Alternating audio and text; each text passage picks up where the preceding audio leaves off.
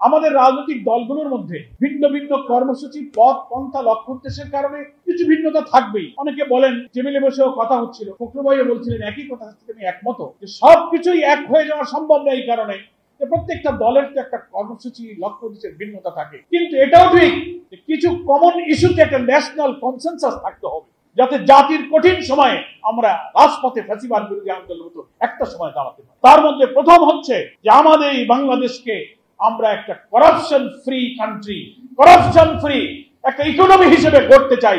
এ ব্যাপারে তো বিএনপি, জামাত সহ কোন দলের মধ্যে তো দ্বিমত নেই। দুর্নীতিকে আমরা প্রশ্রয় দিব না। দুর্নীতি দমন কমিশন, কালকে সরকার প্রধান উপদেষ্টাও বলেছেন যে আগামী নির্বাচনে দেশকে যদি দুর্নীতি মুক্ত করতে চান, তাহলে দুর্নীতির সাথে যাদের সম্পর্ক তাদেরকে না বলুন। এই দুর্নীতিবাজদের বিরুদ্ধে না বলার জাতীয় ঐক্যের ব্যাপারে কোনো দলের মধ্যে দ্বিমত নাই। যদি আমরা এখানে ফ্রেশ হতে পারি, দেশটা ভালো থাকবে। আমাদের শিক্ষা ব্যবস্থার মোরাল এডুকেশন, উৎপাদনমুখী কারিগরি শিক্ষার ভিত্তিতে নতুন তরুণ প্রজন্মকে যদি বিশ্ববিদ্যালয়, কলেজ, স্কুল, মাদ্রাসা, ইউনিভার্সিটি শিক্ষা শেষে সকলকে আমরা কাজ দিতে পারি, দক্ষ তারুণ্যের উচ্ছ্বাসে এই বাংলাদেশ আবার আমাদের লাল সবুজের পতাকা পৃথিবীর উন্নত দেশের মতো করে পথ করে উঠতে পারবে। Bashundhara public school and college 2026 শিক্ষাবর্ষে ভর্তি চলছে। আমাদের আরো ঐক্যমত হতে পারে। আমরা একটা সোশ্যাল জাস্টিসের কথা বক্তৃতায় বলি।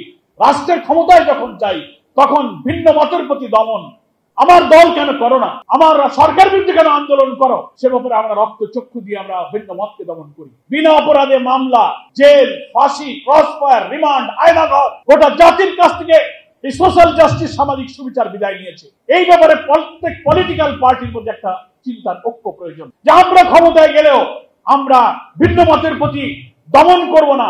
জাতীয় ঐক্যে সকলের গণতান্ত্রিক সুযোগ দিয়ে এই দেশ গঠনের সকলের সমান অবদানের যে অধিকার আছে সাংবিধানিক, সেটাকে আমরা অক্ষুণ্ণ রাখবো। অর্থনীতি, শিল্প, ব্যবসা বাণিজ্য, ট্রেড ইউনিয়ন, কলকারখানা, আমদানি রপ্তানি, ট্রেড, এক্সপোর্ট, ইম্পোর্টের চাকাকে সচল রাখার জন্য যে একটা কনজিনিয়াল অ্যাটমসফিয়ার প্রয়োজন, সহায়ক পরিবেশ প্রয়োজন, যে কোনো মূল্যে যে কোনো দলের কমিটমেন্ট হওয়া উচিত যে আমরা রাষ্ট্রের দায়িত্বে গেলে শিল্প, অর্থনীতি, ব্যবসা বাণিজ্যকে সহায়ক রাখবো। দলীয় স্বার্থে লুটপাট, বিদেশে অর্থ পাচারকে সাপোর্ট দিব না, চুরি, দুর্নীতি প্রশ্রয় দিব না। এই কমিটমেন্ট যদি থাকে, এটা একটা জাতীয় ঐক্যের পরিবেশ হতে পারে।